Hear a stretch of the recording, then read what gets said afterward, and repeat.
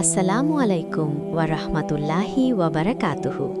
প্রিয় ভাই ও বোনেরা, আজকের ভিডিওতে আমি এমন একটা বিষয় নিয়ে কথা বলবো যেটা শুনতে কঠিন, হয়তো ভয়ও লাগবে, হয়তো মন ভারী হয়ে যাবে, কিন্তু এই কথাটা আপনার শোনা দরকার, আমার শোনা দরকার, আমাদের সবার শোনা দরকার। একটু কল্পনা করুন, আপনার পরিচিত কেউ মারা গেছেন, তাকে গোসল দেওয়া হলো, সাদা কাপড়ে মুড়িয়ে দেওয়া হলো, জানাজা পড়া হলো, কবরে নামানো হলো, মাটি দেওয়া হলো। তারপর একে একে সবাই ফিরে চললেন, বাড়িতে ফিরলেন, চা খেলেন, কথা বললেন, ধীরে ধীরে স্বাভাবিক হয়ে গেলেন। কিন্তু কবরে একা শুয়ে আছেন তিনি, আধার, নিঃসঙ্গতা, নীরবতা। এই মুহূর্তে কি হচ্ছে তার সাথে? ভাই ও বোনেরা, এই প্রশ্নের উত্তর আল্লাহ তাআলা দিয়েছেন রাসূলুল্লাহ সাল্লাল্লাহু আলাইহি ওয়াসাল্লামকে। তার হাদিসে এই গায়েবী জ্ঞান আছে। আজকের এই ভিডিওতে আমি সেই হাদিসগুলোর আলোকে আপনাদের বলবো মৃত্যুর ঠিক মুহূর্তে কি হয়, রূহ কোথায় যায়, কবরে প্রথম রাতে কি ঘটে, মুনকার ও নাকির ফেরেশতারা কে এবং তারা কি প্রশ্ন করেন, নেক মানুষের কবর কেমন হয়, গুনাহগারের কবরে কি ভয়ঙ্কর অবস্থা হয়, এবং সবশেষে কিভাবে কবরের আযাব থেকে রক্ষা পাবেন। এই ভিডিওটি দেখার পরে আপনার জীবন দেখার দৃষ্টিভঙ্গি বদলে যাবে ইনশাল্লাহ। চলুন শুরু করি, বিসমিল্লাহ। আজকে অংশ 1, মৃত্যু কি, রূহ কোথায় যায়।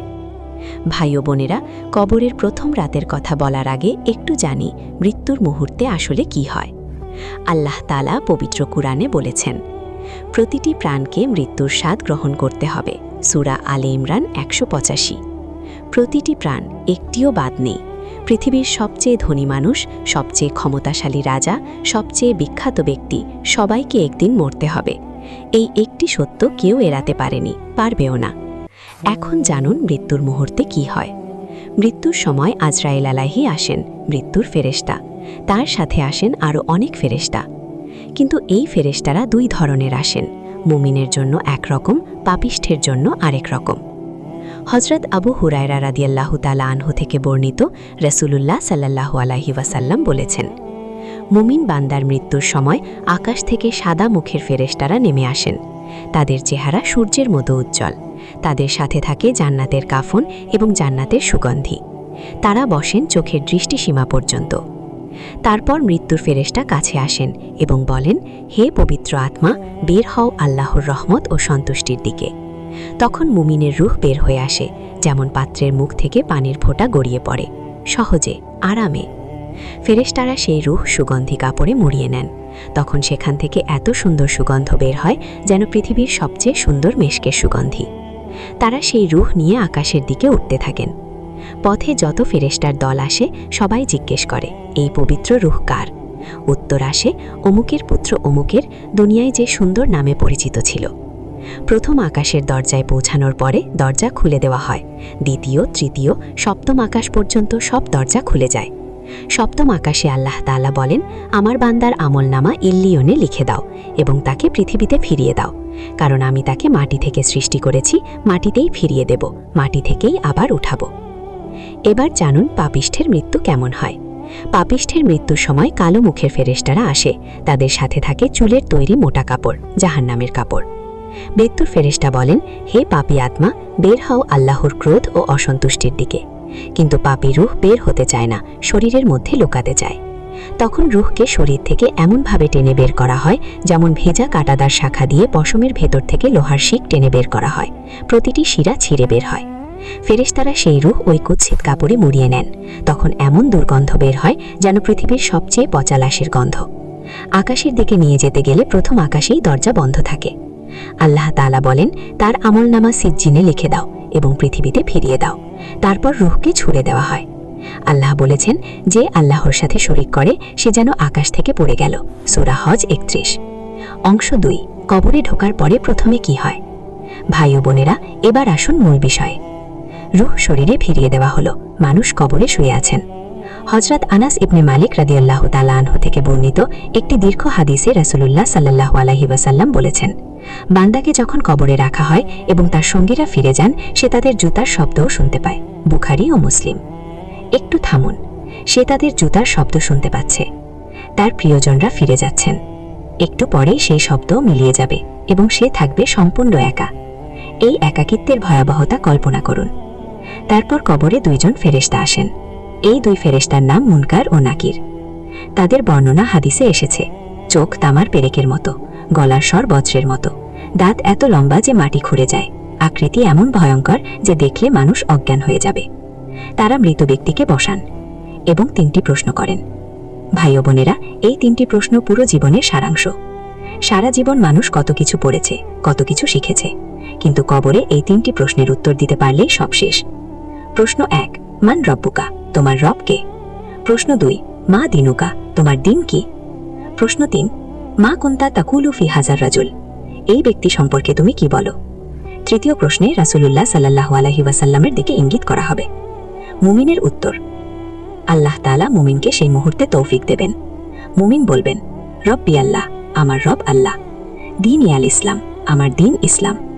হুয়া মুহাম্মাদুর রাসূলুল্লাহ, তিনি মুহাম্মদ সাল্লাল্লাহু আলাইহি ওয়াসাল্লাম, আল্লাহর রাসূল। তিনি আমাদের কাছে স্পষ্ট দলিল ও হেদায়েত নিয়ে এসেছিলেন।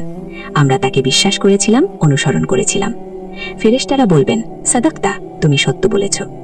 তখন আকাশ থেকে একটি আওয়াজ আসবে, আমার বান্দা সত্য বলেছে, তাকে জান্নাতের বিছানা দাও, তাকে জান্নাতের পোশাক পরাও, তার জন্য জান্নাতের দিকে একটি দরজা খুলে দাও।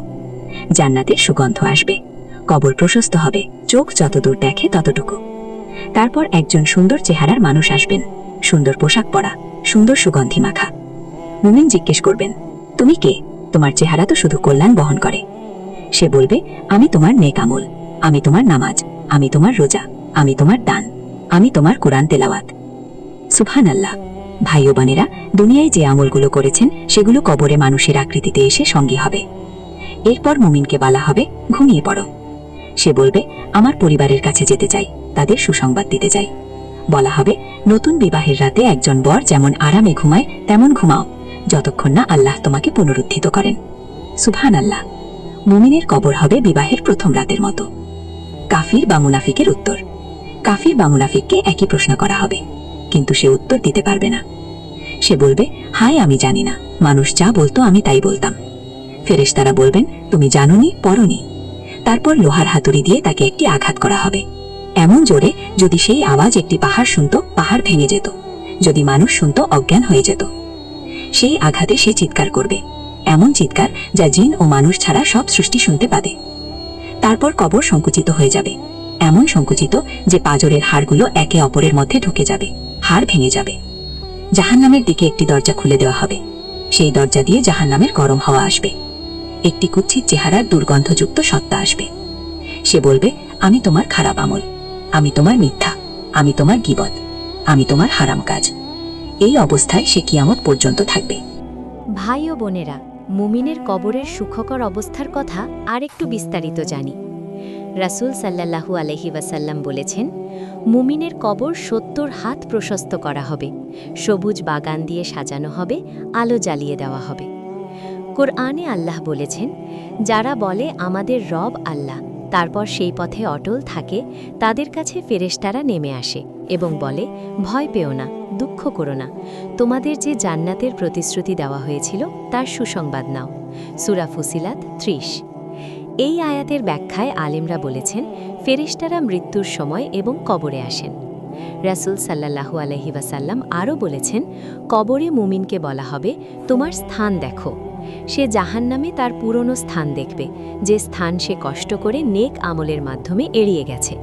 তারপর বলা হবে, এখন তোমার আসল স্থান দেখো। তখন জান্নাতে তার প্রাসাদ দেখবে। সে এত খুশি হবে যে আর উঠতে চাইবে না, বলবে, রব, কিয়ামত যেন তাড়াতাড়ি আসে। এই হলো মুমিনের কবর।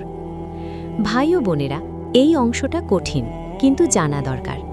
রাসূল সাল্লাল্লাহু আলাইহি ওয়াসাল্লাম বলেছেন, কাফির বা পাপিষ্ঠের কবর এতটাই সংকুচিত হবে যে শরীরের হাড়গুলো একে অপরের মধ্যে ঝুঁকে যাবে। একটু কল্পনা করুন, এমন একটি জায়গায় থাকা যেখানে শরীর ভেঙে যাচ্ছে। তারপর তাকে ৯৯টি বিশাল সাপ দিয়ে আযাব দেওয়া হবে। এই সাপগুলো এতটাই বড় যে প্রতিটিতে ৭টি করে মাথা আছে।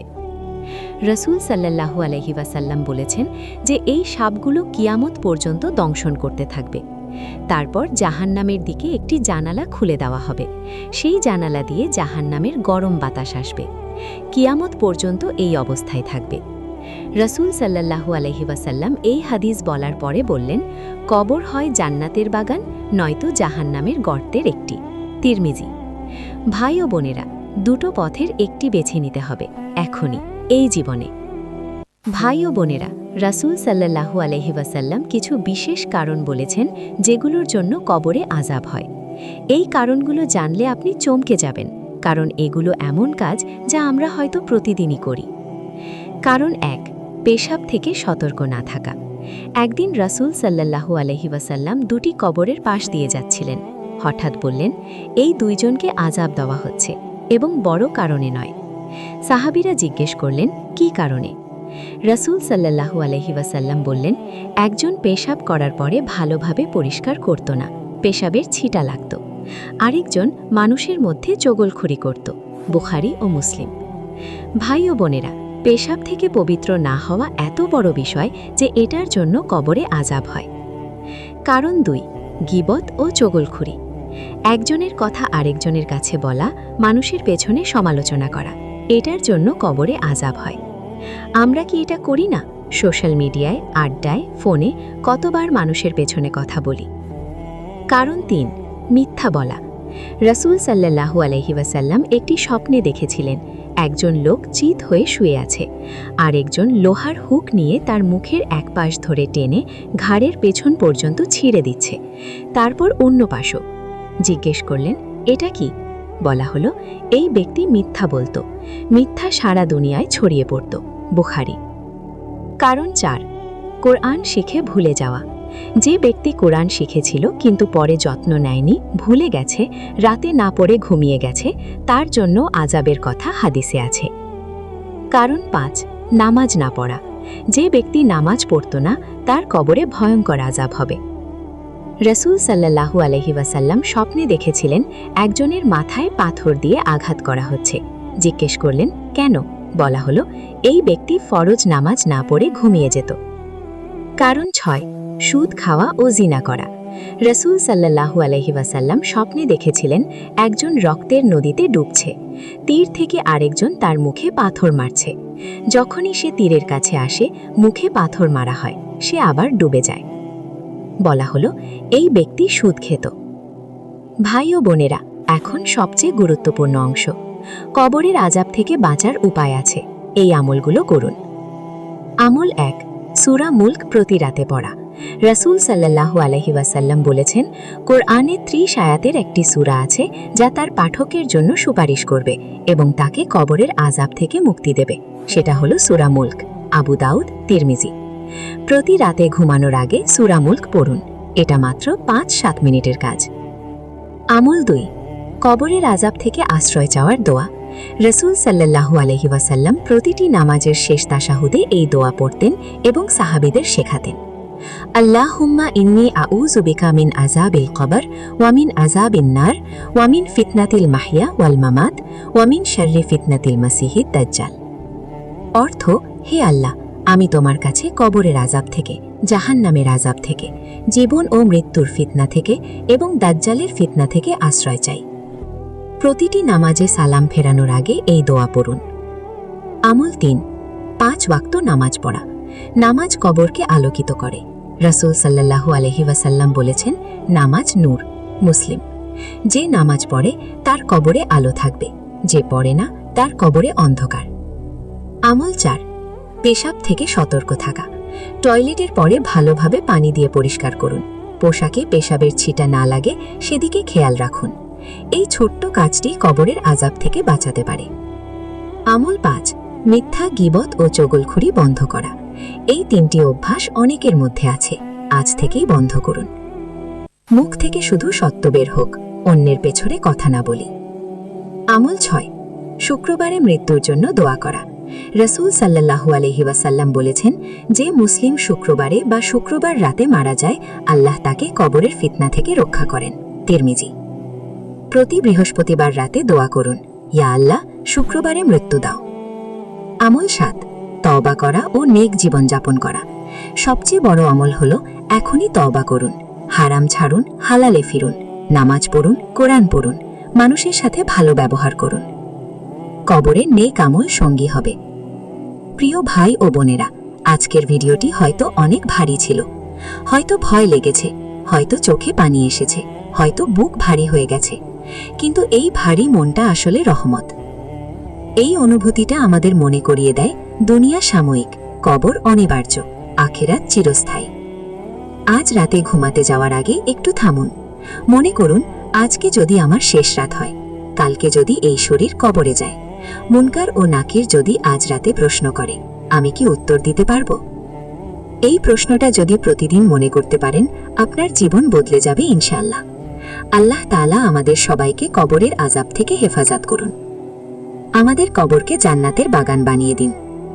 মুনকার ও নাকিরের প্রশ্নের সঠিক উত্তর দেওয়ার তৌফিক দিন। কিয়ামতের দিন আমাদের নেক আমলগুলো যেন আমাদের সুন্দর সঙ্গী হয়। আমিন, আমিন, সুম্মা আমিন। ভাই ও বোনেরা, এই ভিডিওটি এখনই আপনার প্রিয়জনদের সাথে শেয়ার করুন। হয়তো কেউ এই ভিডিও দেখে তওবা করবেন, সেই তওবার সওয়াব আপনার আমলনামায় যুক্ত হবে। কমেন্টে লিখুন, ইয়া আল্লাহ, আমার কবরকে জান্নাতের বাগান বানাও। চ্যানেলটি সাবস্ক্রাইব করুন, বেল আইকনে ক্লিক করুন। পরের ভিডিওতে থাকবে কবরের আযাব কাদের হয়, সেটাও দেখুন। আল্লাহ হাফেজ। আসসালামু আলাইকুম ওয়া রাহমাতুল্লাহি ওয়া বারাকাতুহু।